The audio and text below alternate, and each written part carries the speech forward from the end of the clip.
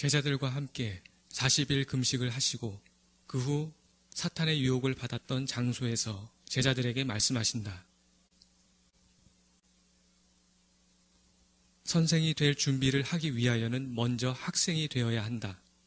나는 하나님으로서는 모든 것을 알고 있었다.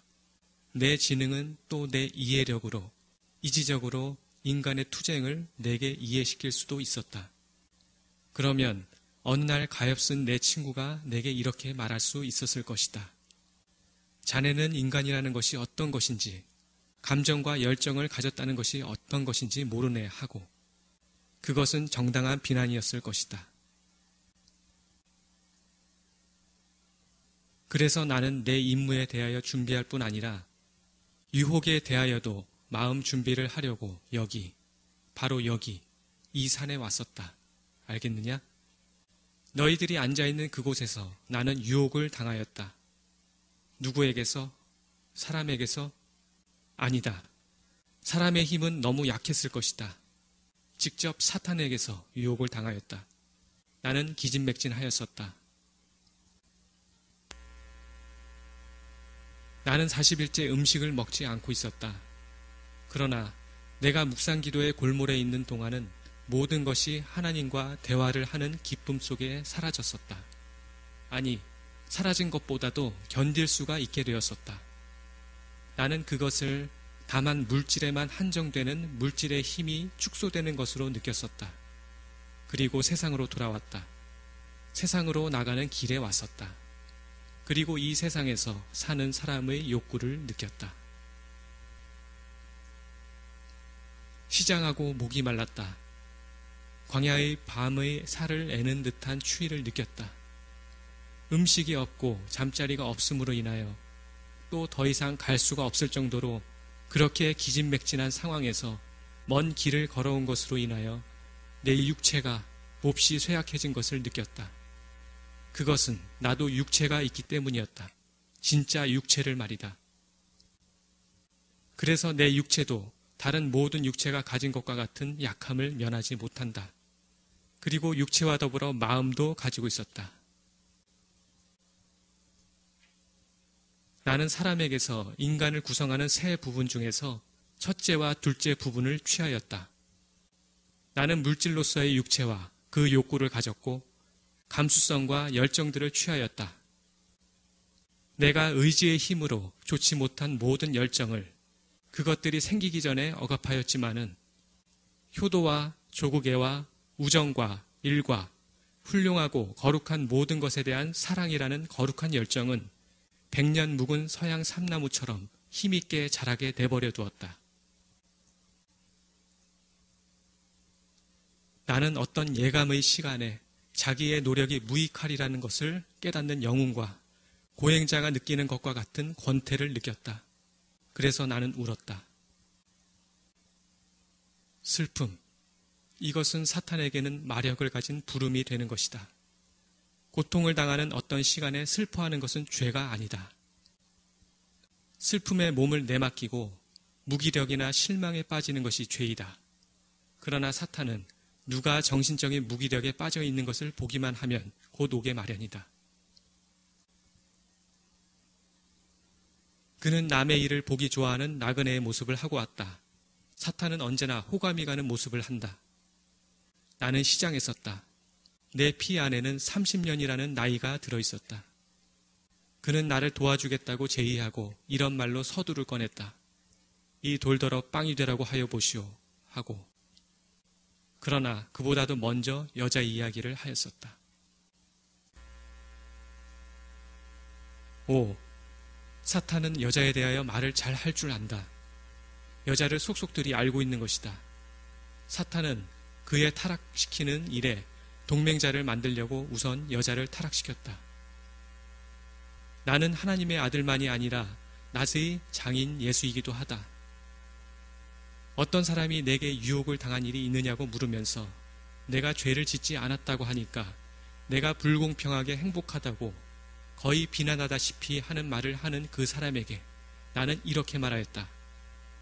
행위는 만족감을 느껴야 멎는다. 유혹은 우리가 그것을 물리친다고 약해지지 않고 더 강해진다. 특히 사탄이 그것을 부추기기 때문에 더 그러하다고. 나는 여자에 대한 욕구와 음식에 대한 갈망, 이 두 가지 유혹을 물리쳤다. 그런데 사탄은 내가 세상에서 인정을 받게 하는데 가장 훌륭한 동맹자로서 여자를 제의하였었는데 사람들의 판단에 따르면 그가 잘못 생각한 것이 아니라는 것을 알아라. 사람이 관능으로만 살지 않는다는 내 말로 패배하지 않은 유혹자는 그러자 내 사명에 대하여 말하였다.